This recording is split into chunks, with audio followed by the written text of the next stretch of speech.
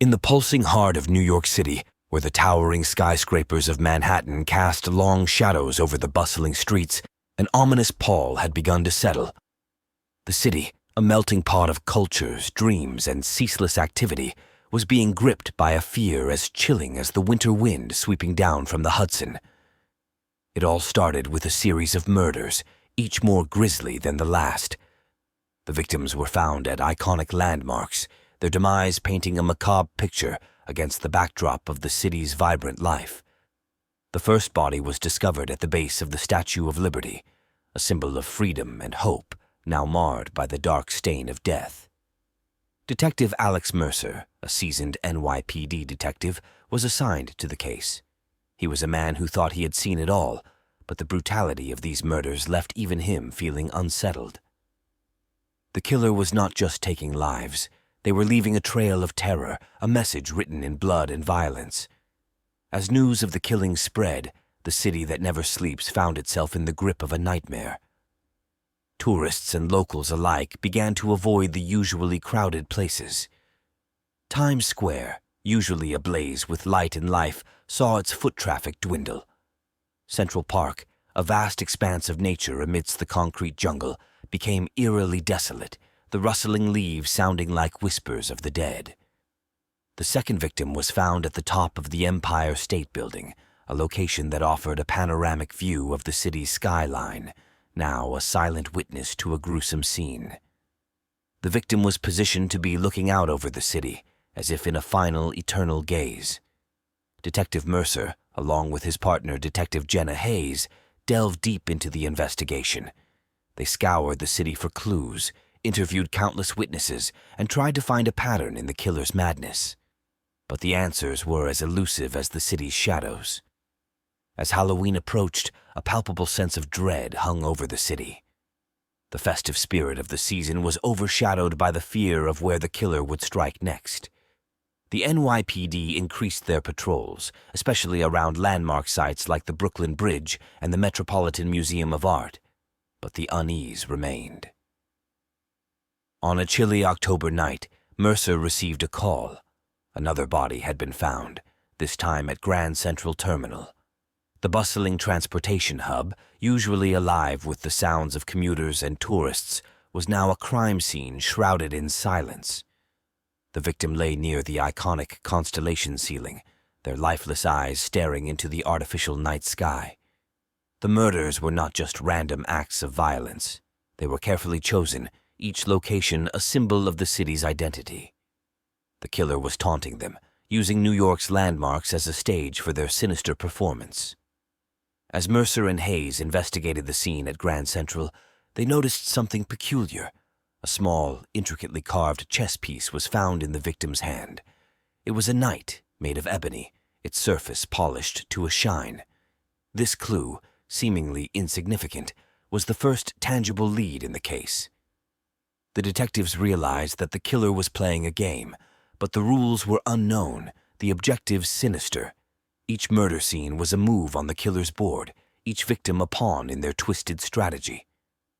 The question that haunted Mercer and Hayes was, what was the killer's endgame? The city, once a vibrant tapestry of lights and sounds, now felt like a labyrinth of fear and suspicion. The bright billboards of Broadway seemed to mock the darkness that lurked beneath the surface.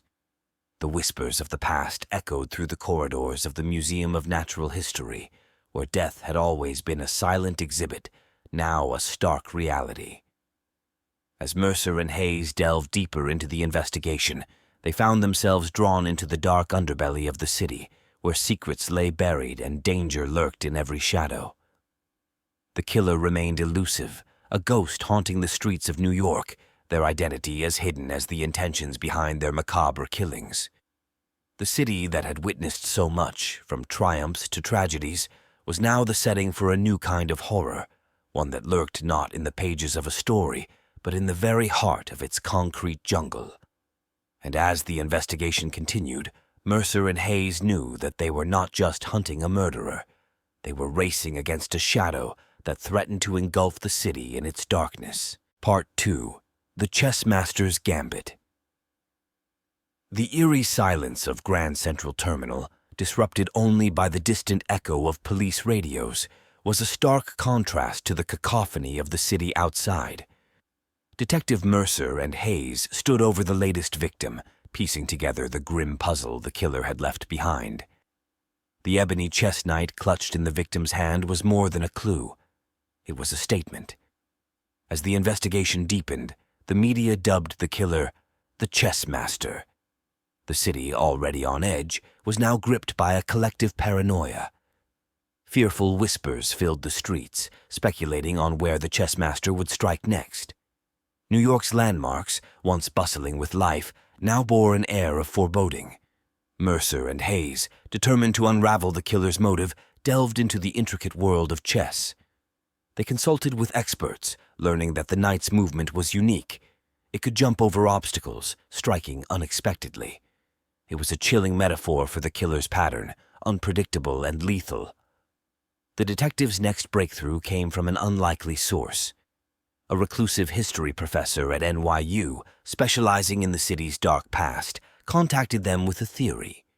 He believed the killings were linked to historical events, each landmark representing a significant moment in New York's history.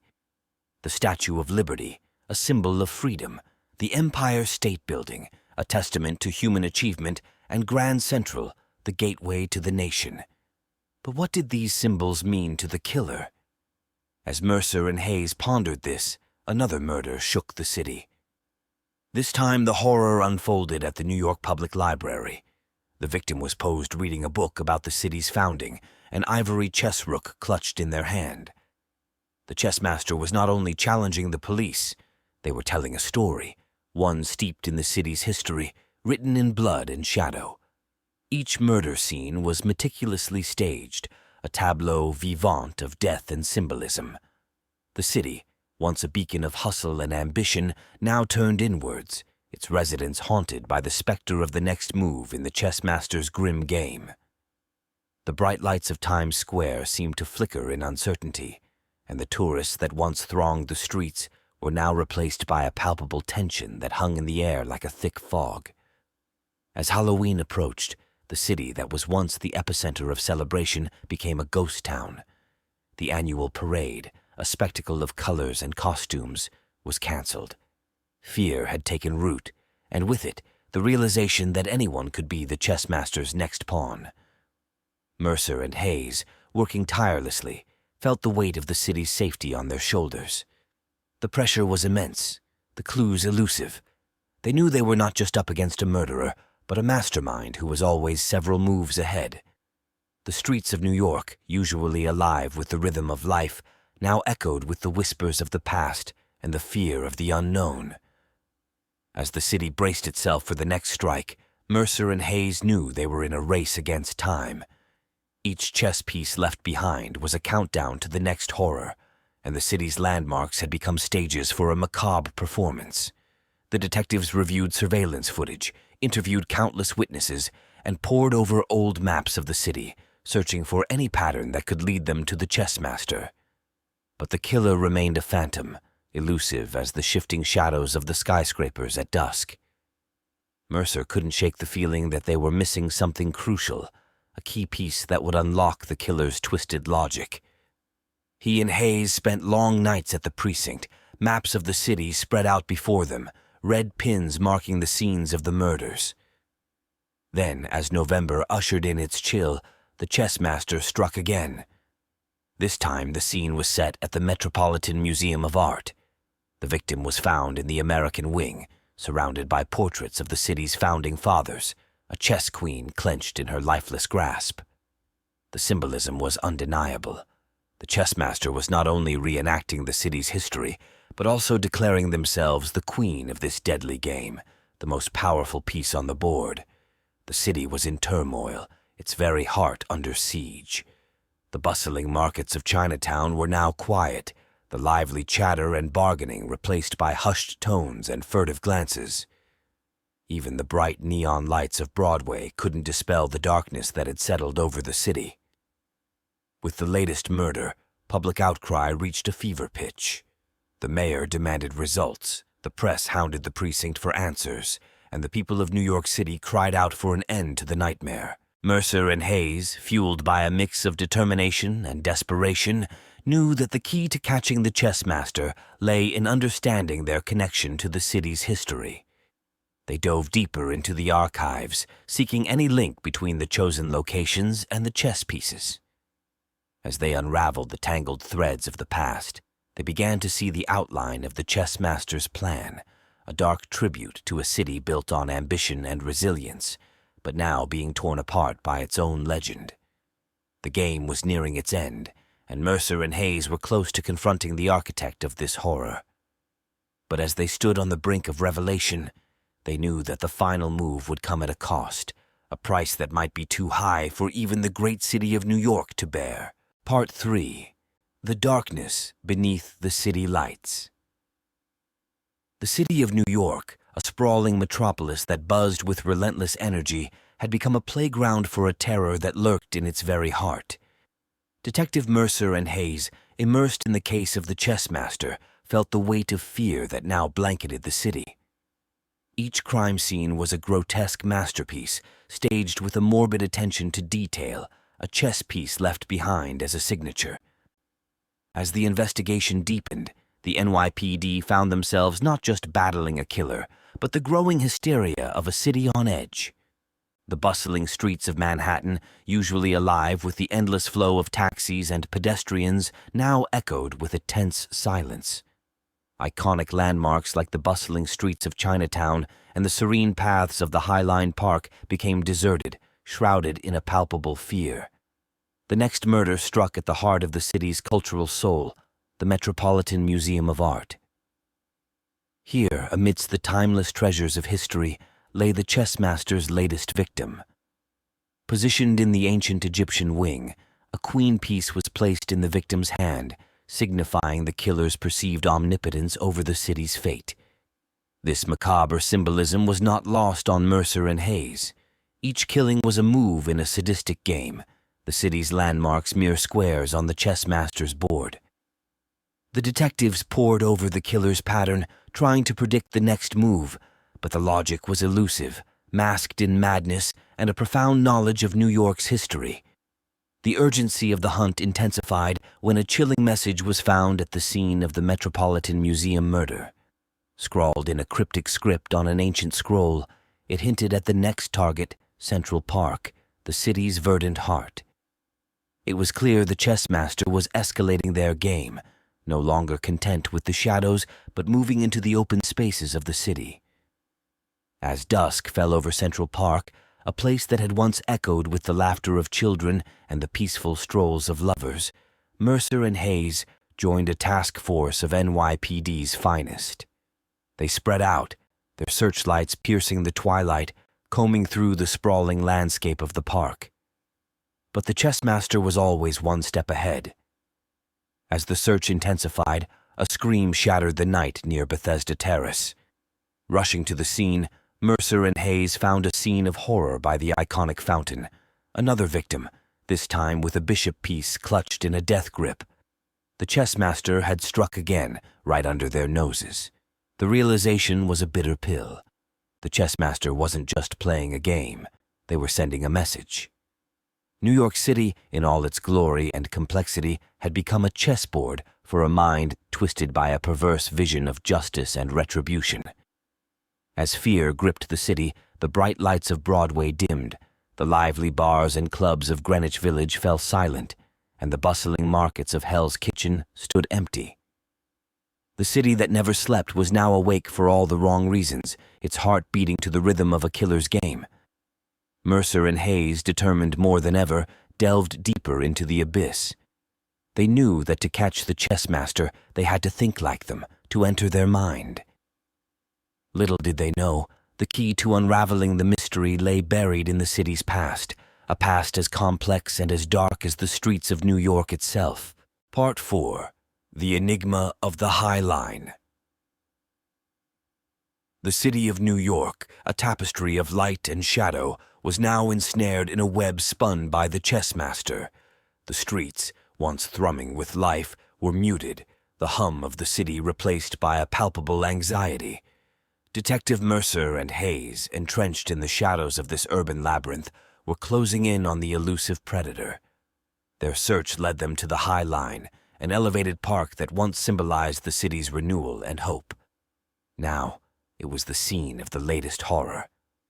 Underneath the rustling leaves and against the backdrop of modern sculptures, another body was found. This time, the victim was an art curator, his lifeless fingers wrapped around a white chess knight, an embodiment of the chessmaster's unpredictable and strategic moves. The symbolism was not lost on Mercer and Hayes. Each murder was a meticulously calculated move in a game that spanned the entire city. The chessmaster was using New York's landmarks as a grand chessboard, turning its cultural icons into pawns in a morbid spectacle. The detectives delved deeper into the chess club's history, uncovering a web of rivalries, madness, and obsession. They learned of a prodigious player from the past, whose brilliance on the chessboard was matched only by his descent into insanity. His obsession with the game had led him down a dark path, one that Mercer and Hayes feared had culminated in the present bloodshed. As they pieced together the clues, another chilling event unfolded. This time, the target was the iconic Brooklyn Bridge. A tourist, camera still in hand, was found suspended from the bridge's massive cables, a black rook clenched in her cold grasp. The chessmaster was not only replaying a historical game, but was also creating a spectacle of fear, holding the city in a grip of terror. The pattern was becoming clearer, each murder a strategic play, leading to an endgame that Mercer and Hayes desperately needed to predict. The city's landmarks, from the Statue of Liberty to Central Park, were no longer symbols of freedom and nature, but chess squares in a deadly game. As Mercer and Hayes scoured the city for leads, they were drawn to an old abandoned building in Lower Manhattan, rumored to have been the last known meeting place of the mysterious chess club. The building, a relic overshadowed by modern skyscrapers, was a ghostly reminder of a bygone era. Inside, they found remnants of the past old chessboards covered in dust, the pieces frozen in time, and faded photographs of club members, their faces etched with intensity. The air was thick with the mustiness of decay, but for Mercer and Hayes, it was a gold mine of information. Among the detritus, they found a series of journals belonging to the prodigy-turned-madman. The writings were erratic, filled with chess strategies, rants against the city, and a disturbing descent into madness. It became clear that the chessmaster's motives were deeply personal, rooted in a past that had twisted his mind and soul. As Halloween approached, the city braced itself. The chessmaster had promised a final grand spectacle, and the tension in the air was palpable. The NYPD increased patrols around major landmarks, while Mercer and Hayes tried to predict where the final act would take place. Their breakthrough came unexpectedly. Among the journals, they found a map of New York City, its landmarks marked with chess pieces. It wasn't just a record of past murders, it was a blueprint for future ones. The final piece was set to be placed at the heart of Times Square, the pulsating core of the city. The night of Halloween arrived with an ominous air hanging over New York. Times Square, usually a carnival of light and sound, was eerily subdued, the neon lights casting long shadows on the few pedestrians who dared to venture out. Mercer and Hayes, along with a heavy contingent of NYPD officers, converged on Times Square. They knew this was where the chessmaster intended to culminate his twisted game. Amid the giant billboards and digital screens, they waited, scanning the crowds for any sign of the killer. The minutes ticked by, the tension mounting. Then, as the clock struck midnight, the lights of Times Square flickered erratically, casting the area into a surreal strobe of darkness and light.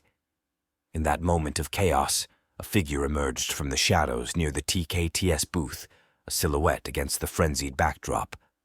It was the chessmaster, garbed in a dark cloak with a chessboard in hand. The final piece, a king, was conspicuously absent from the board. Mercer and Hayes moved in, their approach cautious but determined. But the chessmaster was ready for them. Part 5. Checkmate in Times Square. The chessmaster, standing in the chaotic glow of Times Square, revealed a device in his hand, a remote that he claimed was connected to explosives hidden among the city's landmarks. His final move was not just a kill, it was a threat to the city itself. The game of chess had escalated into a game of survival. Detective Mercer and Hayes, along with the NYPD, were faced with an impossible situation. They had to apprehend the Chessmaster without triggering the destruction he had planned. The crowded streets of Times Square, filled with unsuspecting people, added to the gravity of the moment. Mercer, using his experience and intuition, initiated a dialogue with the Chessmaster. He spoke of the city, its resilience, and the lives of those who called it home. His words were a blend of empathy and strategy, an attempt to reach the humanity that might still exist within the twisted mind before them. Hayes, meanwhile, signaled the bomb squad and SWAT teams, positioning them out of sight. Time was ticking, and every second mattered. As Mercer engaged the Chessmaster, a breakthrough occurred. The detectives, through their earlier investigations, had identified a potential weakness in the Chessmaster's psyche, his obsession with a particular historical chess game that had ended in a stalemate. Mercer challenged the Chessmaster to recreate that game, on the spot, promising him a different outcome. The Chessmaster, intrigued and momentarily distracted by the challenge, agreed. As they set up the chessboard, Mercer subtly communicated the plan to Hayes. The game began, a high-stakes duel that was more than just a battle of wits. It was a diversion, buying time for the NYPD to move in. The game reached a critical point, and just as the Chessmaster was about to declare a checkmate, Hayes and the SWAT team made their move. They disarmed the Chessmaster and secured the remote control device. The bomb squad quickly began the process of locating and defusing the explosives.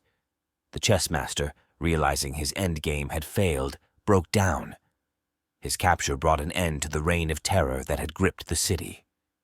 The motives behind his madness, a blend of personal vendetta, mental instability, and a twisted sense of playing the Avenger, were laid bare as he was taken into custody. In the aftermath, New York City breathed a collective sigh of relief. The resilience of its people had been tested, but the city stood strong. The landmarks, once scenes of horror, returned to being symbols of culture, history, and the indomitable spirit of the city. Mercer and Hayes stood in Times Square as the sun rose over Manhattan, the neon lights fading in the morning light. They knew that while the Chessmaster's game was over, the story of New York would continue, ever evolving, ever enduring. As the city awoke to a new day, the echoes of the night's events lingered in the minds of those who had witnessed them. But amidst the shadows, there was also light, a reminder that in the heart of every city, there are stories of darkness and light, each playing their part in the grand tapestry of urban life. Mercer looked out over the city, the streets slowly coming back to life, and reflected on the resilience of its people. New York, a city that had seen so much, could always find a way to rise from the ashes, to rebuild from the ruins of tragedy.